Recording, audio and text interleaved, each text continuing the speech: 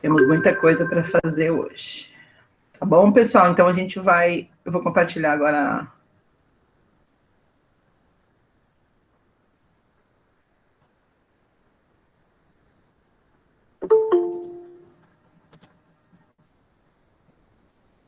Então é nessa página, na página 42, que a gente vai começar a correção agora, tá? Então, olha ali, a primeira questão... Deixa eu ampliar aqui um pouquinho...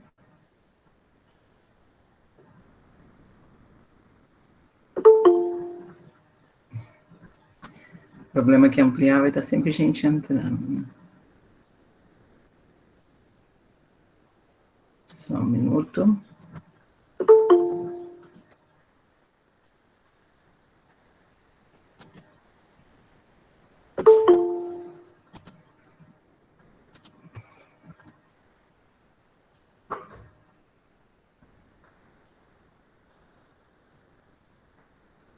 Então, vamos lá. Correção ali, gente. Eu não vou ampliar agora para eu poder voltar e permitir a entrada de alguns, tá? Que estão chegando ainda. Eu ia ampliar, mas depois... Página 42, pessoal, tá? Todo mundo que está chegando aí, nós já vamos começar. Estou querendo compartilhar a tela ali para...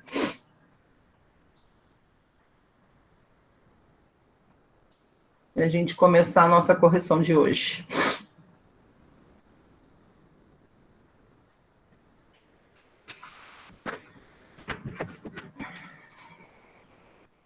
A primeira pergunta diz assim, ó, Carlos está em Natal. Foi até uma situação que eu acho que foi o Diego, alguém colocou na aula anterior, na semana passada, alguém falou sobre isso, a gente até comentou na hora que eu estava explicando o conteúdo, né? A gente, na aula passada, a gente estudou as escalas termométricas, a escala Celsius, Fahrenheit e Kelvin, né?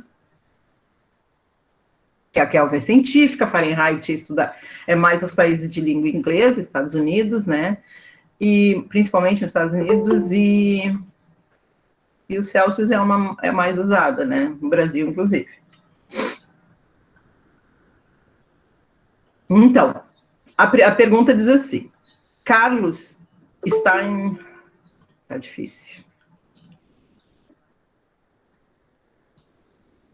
Página 42, Vinícius, tá? Todo mundo está na página 42 aí, corrigindo a atividade. O que eu coloquei para vocês no início da aula de hoje, tá? Que a gente vai corrigir o caderno de atividades, eu vou mandar pelo Clipe Escola para vocês, com um recadinho, com as páginas para vocês estarem corrigindo. Se surgir dúvida na correção, entre em contato que eu tiro a dúvida de vocês, tá? De preferência até às 5, 6 horas da tarde, né? Porque o nosso horário da aula é de manhã, de noite, de madrugada, não, né? Tá bom? Então, vamos lá. Carlos, deixa eu ampliar aqui. Corrigindo o conteúdo da aula passada. Carlos está em Natal, Rio Grande do Norte, e comunica-se pelas redes sociais com seu grande amigo Peter, que mora nos Estados Unidos. Carlos conta a Peter que está fazendo 32 graus à sombra, e Peter responde, nossa, que frio aí, hein? Por que esse amigo pensa que Natal, Rio Grande do Norte, que não tem uma temperatura tão baixa, né, que está tão frio assim? Bom, o que a gente tem que pensar? Ele falou que está 32 graus, gente. Nos Estados Unidos, é Fahrenheit, né? Lembram que a gente falou que 32 graus Fahrenheit equivale a 0 graus Celsius no Brasil. Então, por isso, para eles lá, né, no caso, aqui no Brasil seria 0 graus, né? Os 32 graus aqui. Por isso que ele pensa isso, né? Então, assim, ó, a resposta pode ficar dessa forma. Porque Peter mora nos Estados Unidos, está habituado à escala Fahrenheit. Nessa escala, 32 graus é exatamente o ponto de fusão do gelo, né? Que é quando o gelo começa acima de 0 graus Celsius, ele começa a derreter, né? De 0 para cima, ele derrete. De 0 para baixo, ele congela mais ainda, tá? Então, é exatamente isso. Então, para Peter, é 0 graus aqui no Brasil, no Rio Grande do Norte. Imagina Rio Grande do Norte com essa temperatura, né? Então, a resposta está aí, né? Nessa escala, 32 graus é exatamente o ponto de fusão do gelo. Peter não percebe que Carlos se refere a uma temperatura de escala Celsius, né? O Carlos está falando em Celsius e o Peter está falando em Fahrenheit. Então, para Carlos é 32 Está no calor, calorão. E para Peter é 0 graus. Na cabeça dele seria 0 graus. É a temperatura que o gelo, que vira gelo, né? Que a água vira gelo. Certo? Compreendido? Pessoal, se manifestem. A 2. Uma temperatura de 283 Kelvin é considerada uma temperatura alta ou baixa, tá? Tá falando ali, ó, 283 Kelvin. É considerada uma temperatura baixa? Lembra que o Kelvin vai de 273 a 373. 273 é uma temperatura o quê? De gelo, né? A água congela. Acima disso, ela descongela, né, até evaporar com 373, certo? Então, é considerada uma alta ou uma baixa temperatura? Só um minutinho aqui que eu vou ver quem é que está entrando ali. Então, Lucas, horário.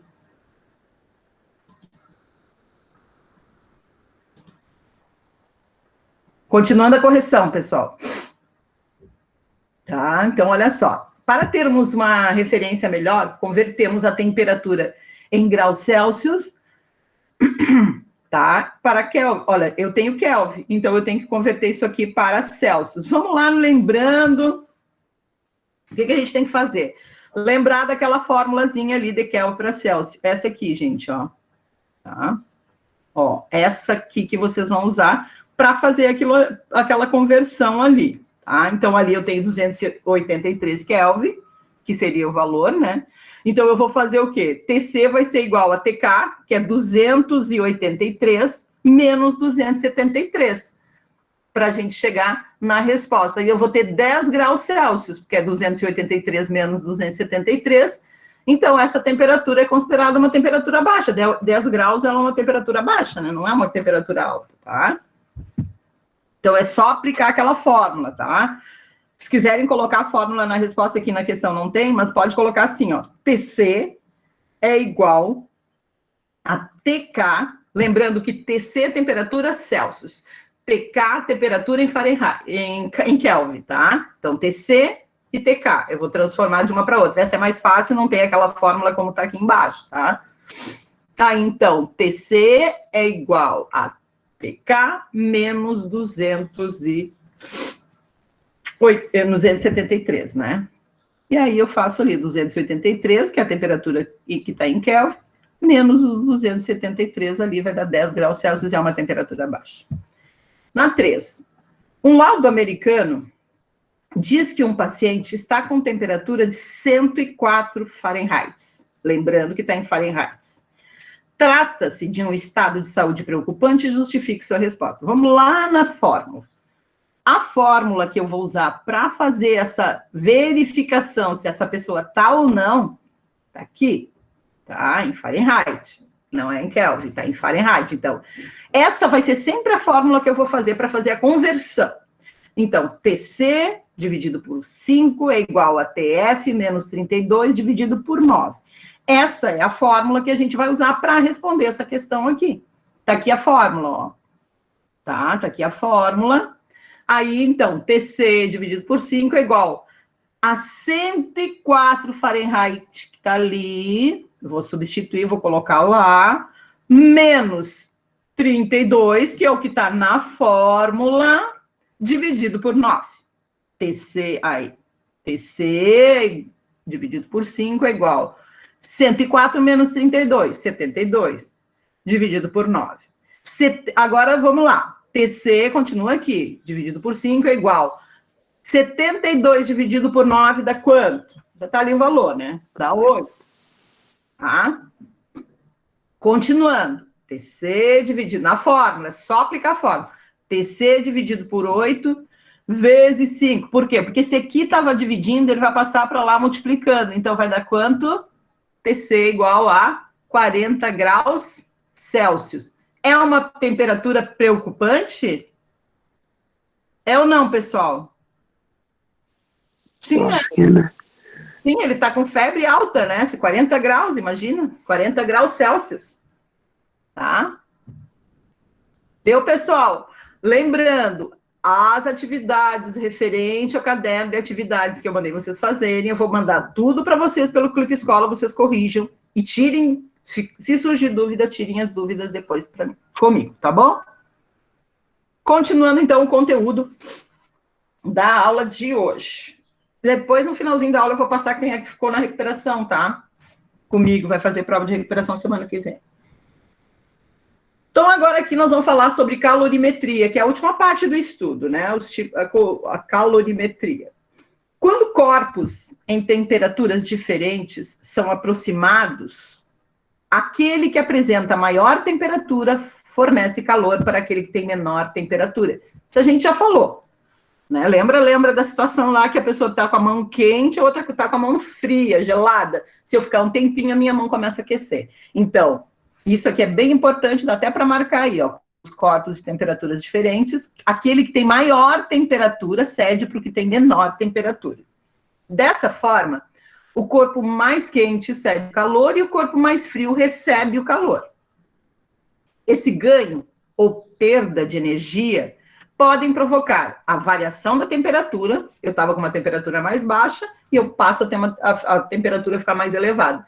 E ela pode também fazer com que aconteça a variação no estado físico. O que seria a variação no estado físico? Uma substância, ela pode passar, água, por exemplo, né? Ela pode passar do estado líquido para o estado gasoso. Se ela está no estado líquido e ela passa para o estado gasoso, quando a gente ferve a água, ela passa por um processo chamado vaporização ou evaporação, pode ser também. Tá?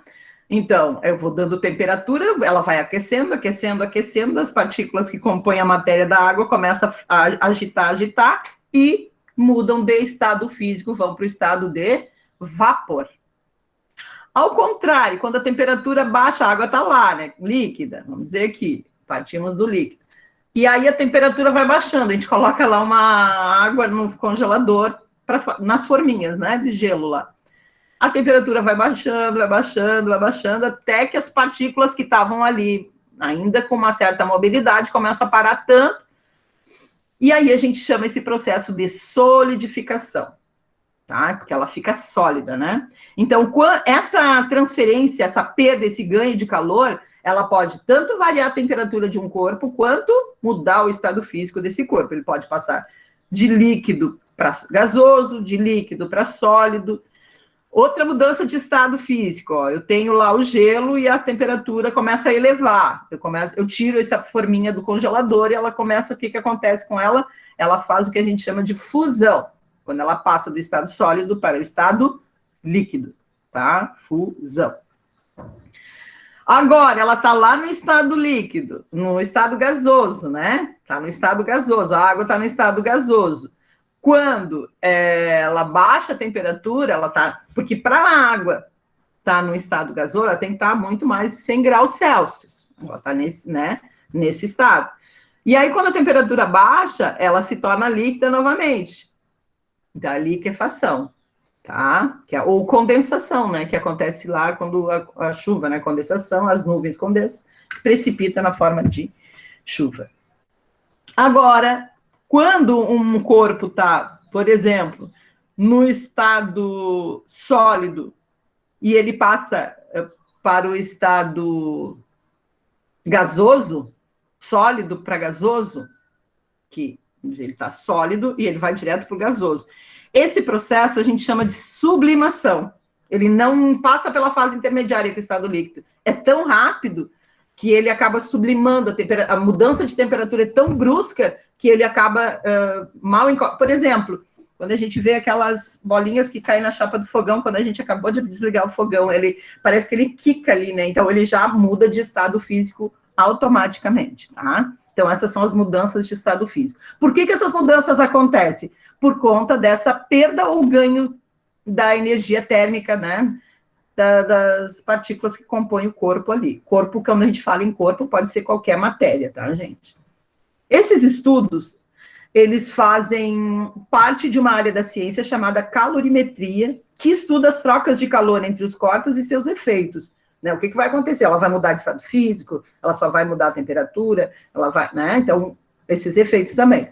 Assim como a temperatura, o calor pode ser medido em diversas unidades, como a caloria, que é o cal, né? Ou seu múltiplo em quilocaloria, que é um quilocaloria igual a 1000 calorias. A quantidade a caloria, o que seria a caloria? Né? É a quantidade de calor necessário para elevar 1 grau Celsius a temperatura de 1 grama de água, tá? Então, isso é caloria. Também existe a caloria nutricional, presente nos rótulos do alimento e nas dietas, né?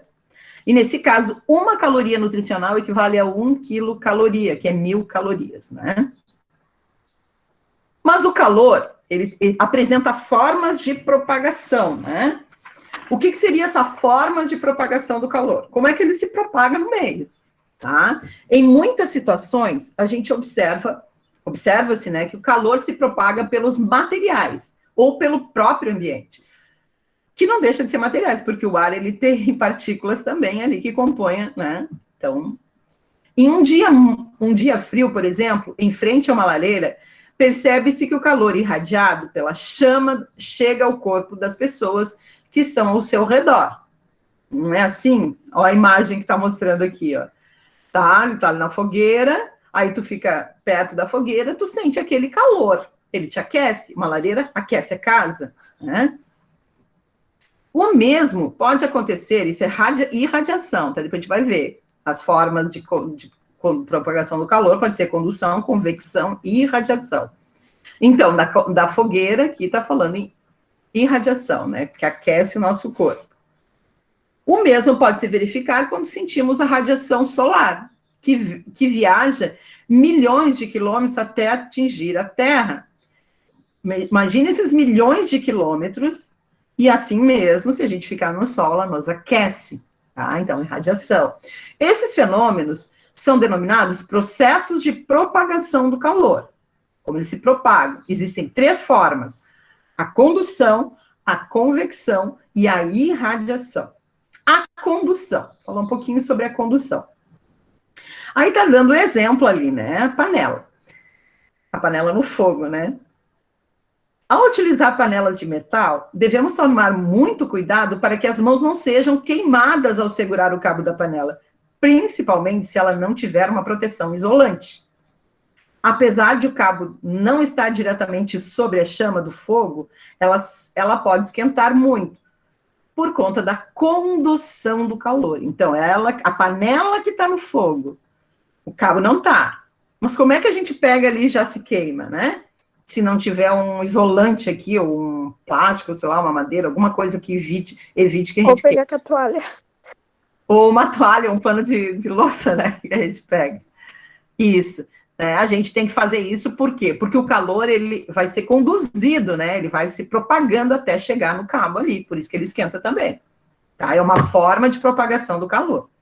Nesse processo de transmissão de calor, a energia se propaga entre as partículas que compõem o corpo, como se uma partícula mais agitada e maior temperatura, porque nós vimos que a temperatura, né, é o grau de agitação das partículas que compõem o corpo, né? Então, ele se propaga entre partículas de um corpo como se uma partícula mais agitada, de maior temperatura, agitasse as vizinhas, né? Então, ela está bem agitada e ela agita as vizinhas. E assim por diante, ela vai se propagando dessa forma, né? E aí ela propaga para todo.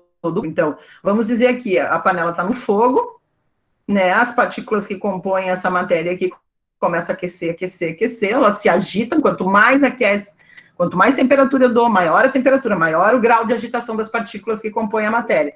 E aí ela começa aquecendo por aqui, daqui a pouco ela, né? Porque uma partícula aquece a outra, como se estivessem todas unidas ali, né? Então, é uma forma de propagação típica que ocorre nos sólidos, tá? Tá até em destaque isso aqui. É bem comum no sólido, pois neles as partículas que compõem o corpo estão muito próximas que nos líquidos ou no gás. As partículas que compõem a matéria sólida, as partículas estão mais próximas umas das outras. do que no líquido e do que no sólido. Então, a condução é um tipo de propagação típica dos sólidos, tá? Partícula bem agitada, maior temperatura, e aí ela agitam as partículas vizinhas, né?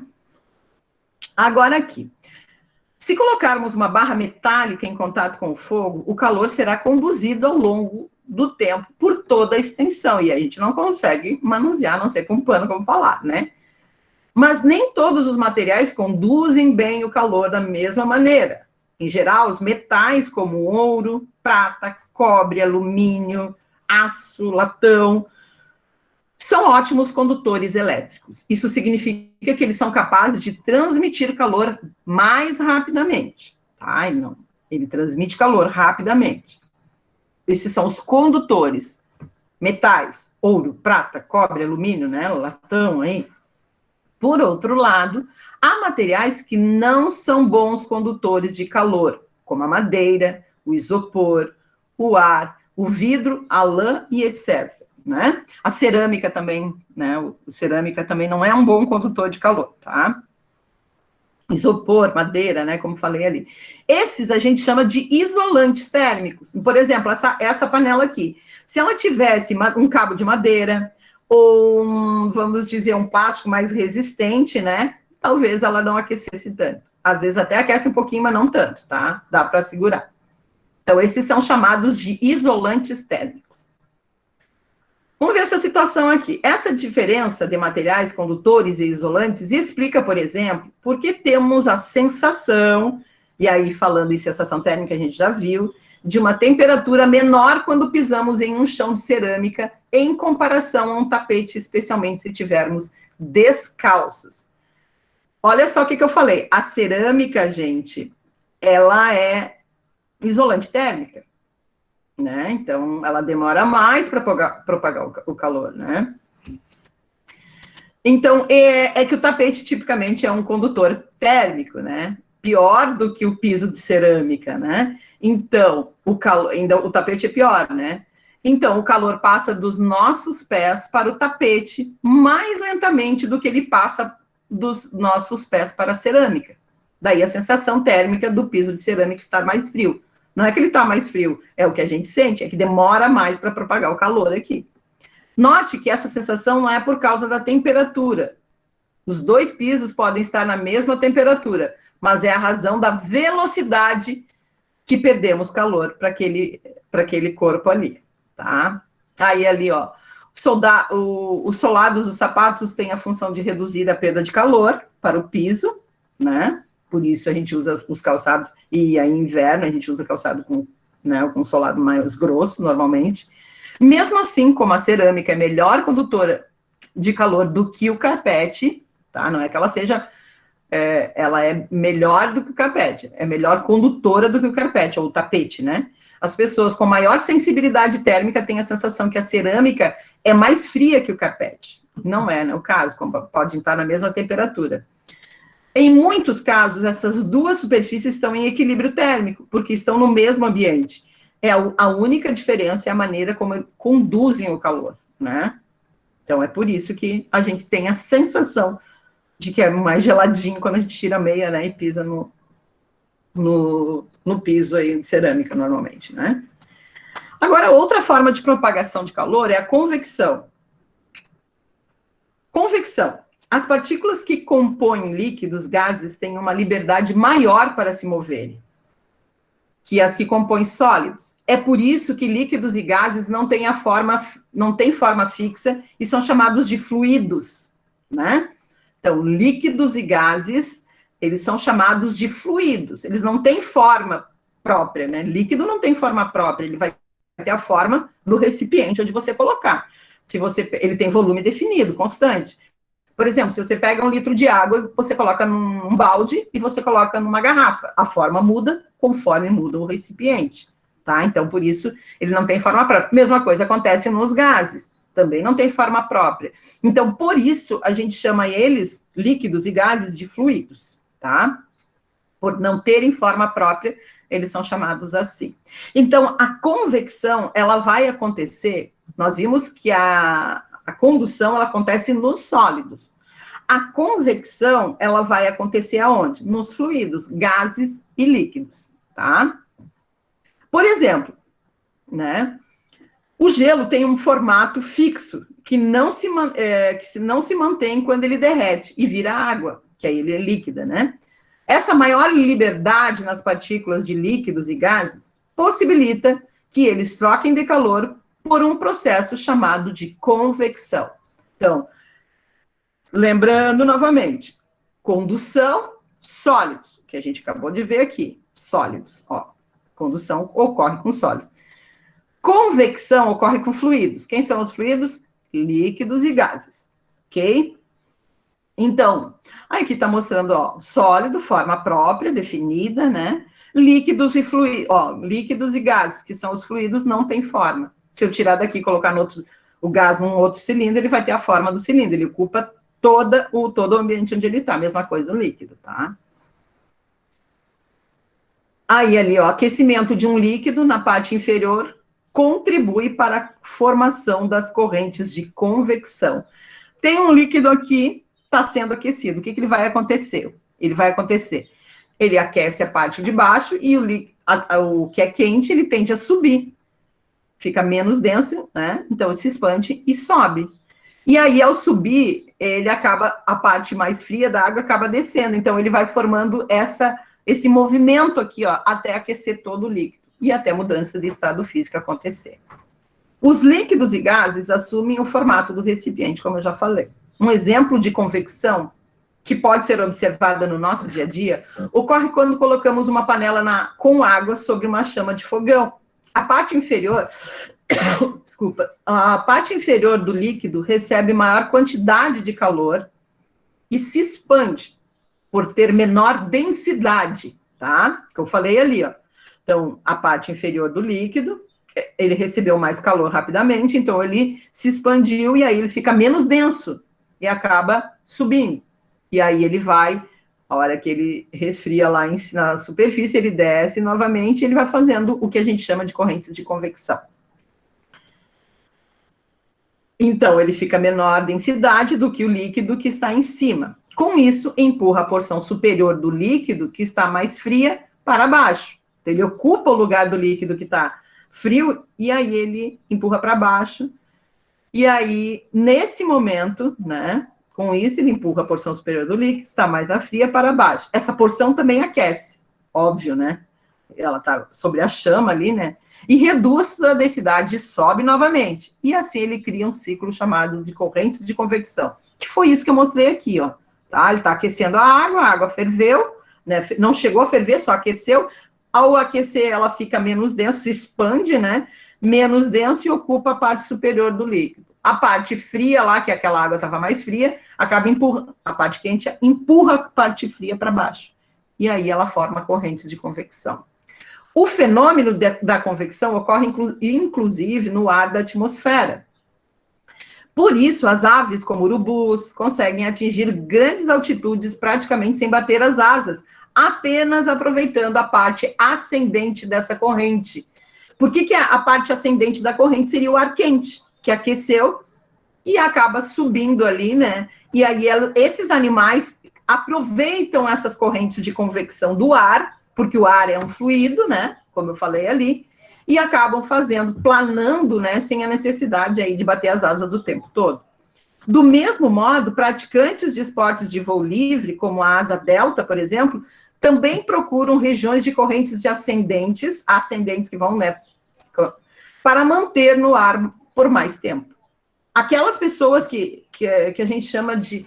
Eu não lembro como é que é o nome daquelas roupas que os caras, eles usam, umas roupas tipo morcego, homem-morcego, eu acho que eu já ouvi falar alguma coisa assim, que eles se acabam em Urubici, é muito comum, na pedra lá perto da Pedra do Urubu, já vi uma vez, eles esperam, eles ficam observando o movimento do ar ali, e aí eles se jogam e eles vão aproveitando essas correntes de convecção também.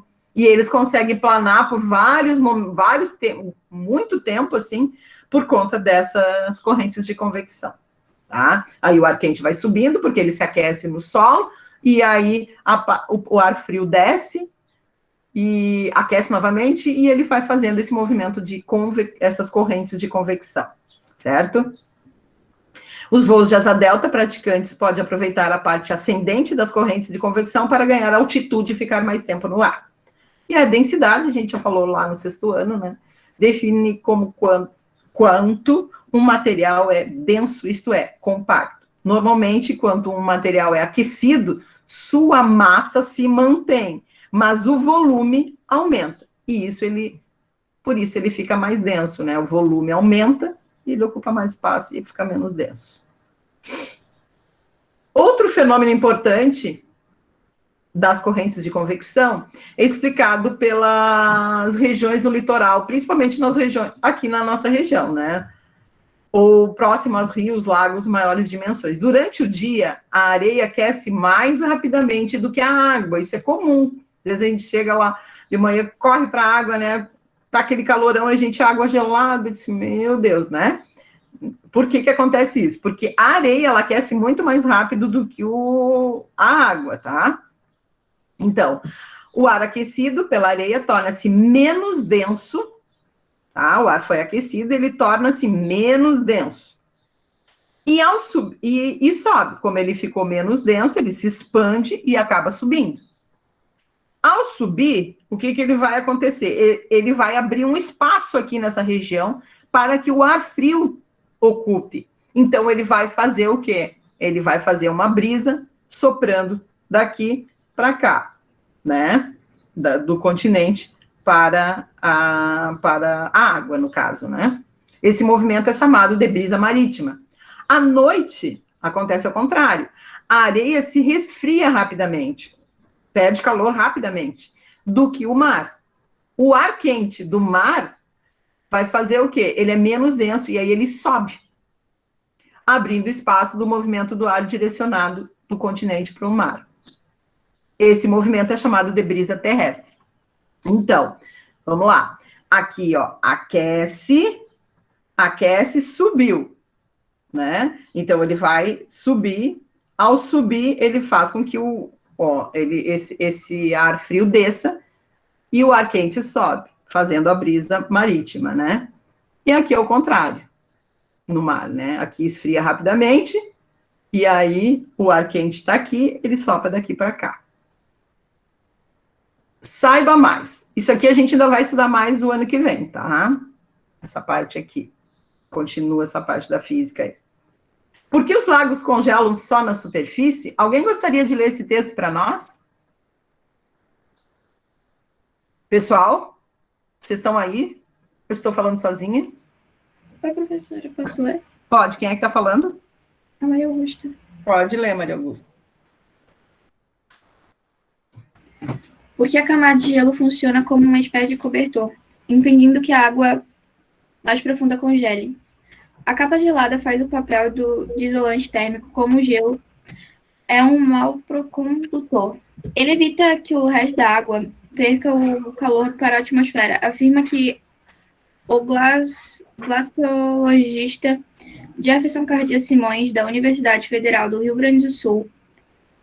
Há ainda outro fator importante, o inverno. O fundo do lago libera o calor armazenado pelo solo durante o verão, deixando a temperatura um pouco mais quente, perto de 4 graus. Isso, então olha só, mostrando aqui no lago, né? Olha só, água fria, né? Ó, aqui é mais frio, né? Aqui é mais água mais quente, ó, tá? Então ele impede, essa camada de gelo aqui em cima impede que ele perca calor, e aí ele não congela inteiro, né? Então ele mantém a temperatura, por isso que existe ainda vida, né? Existem animais ainda até que sobrevivem, né, nessas situações, então só congela a superfície dos lagos. E radiação? Continuando a linha, né? A gente falou ali no início da irradiação do Sol, das ondas, né? Várias condições são necessárias para manter a vida na Terra de forma como conhecemos, né?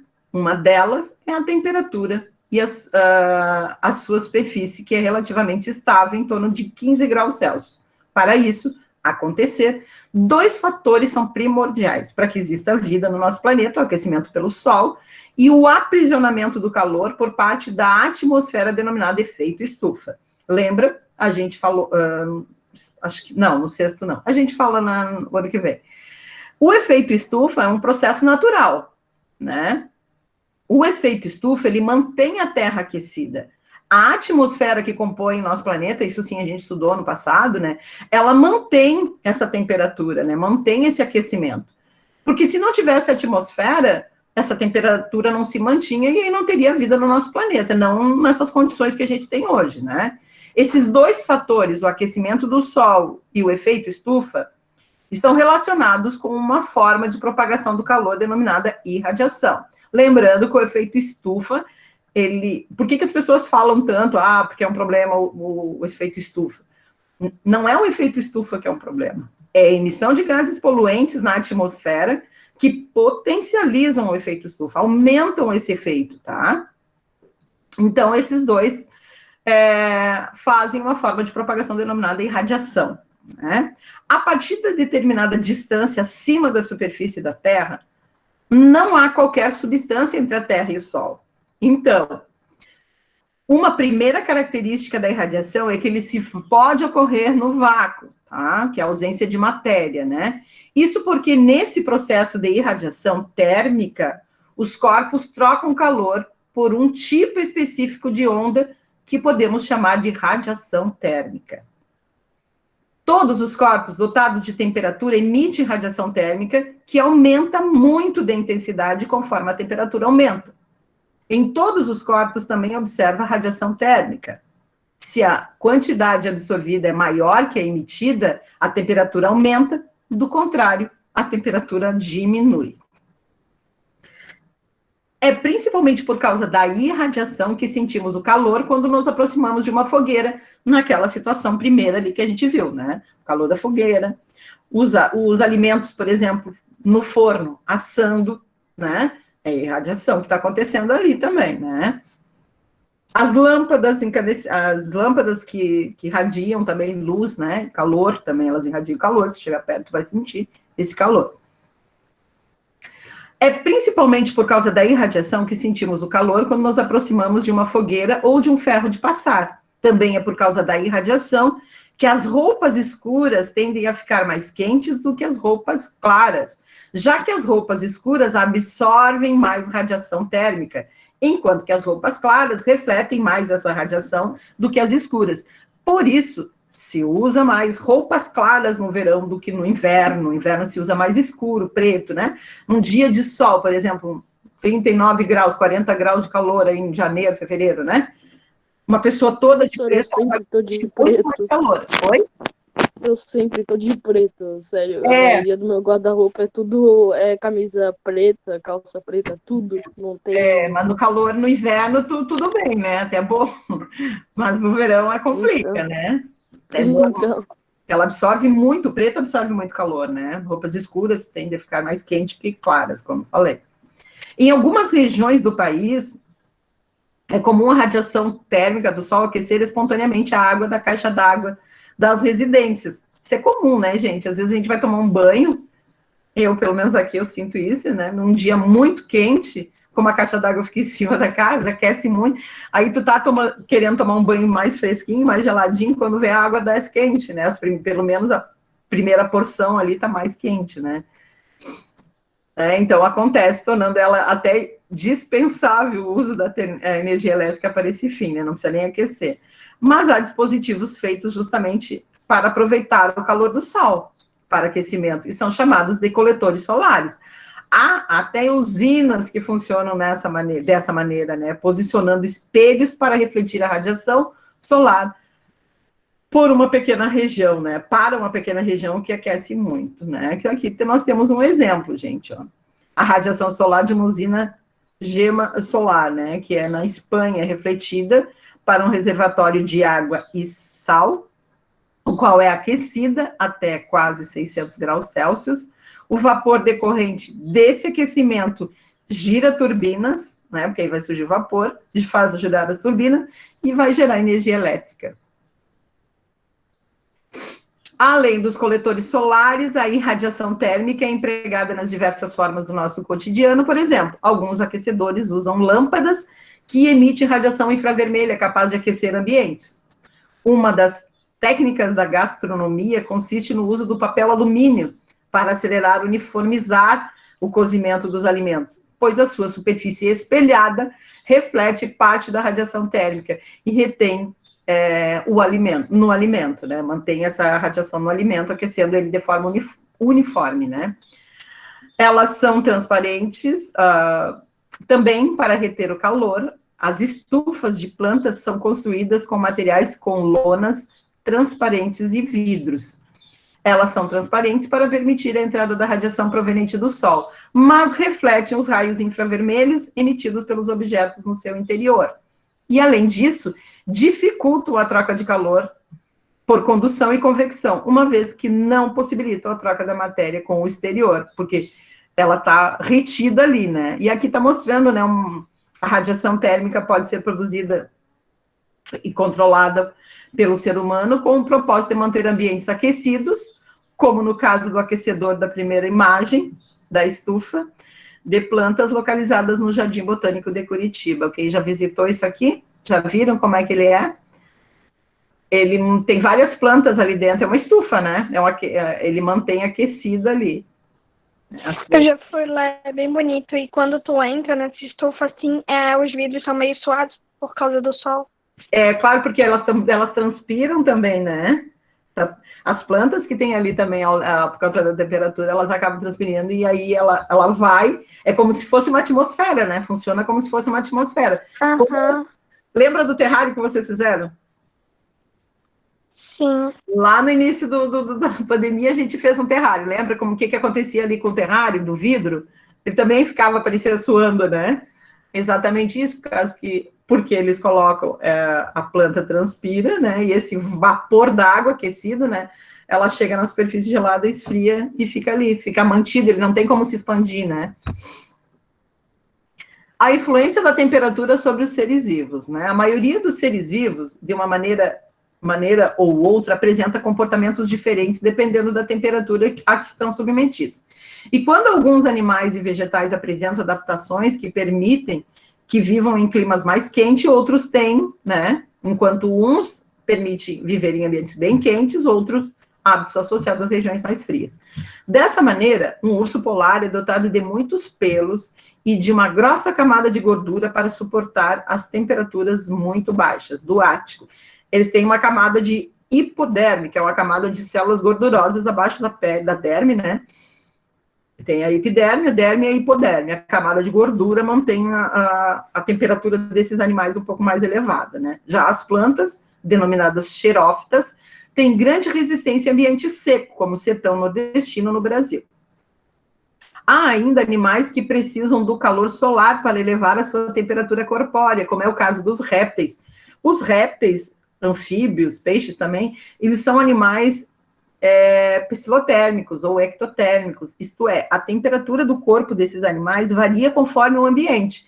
Então, quando o sol esquenta, é muito comum, assim, quem vai para o campo fazer uma trilha, ver animais, né, por conta, répteis, né, pegando um solzinho, lagarto, né, que a gente usa aquele termo lagarteando, né, porque ele está pegando um solzinho para aquecer aí o corpo, porque eles não têm essa temperatura constante do corpo, né? A temperatura deles varia conforme o meio, né?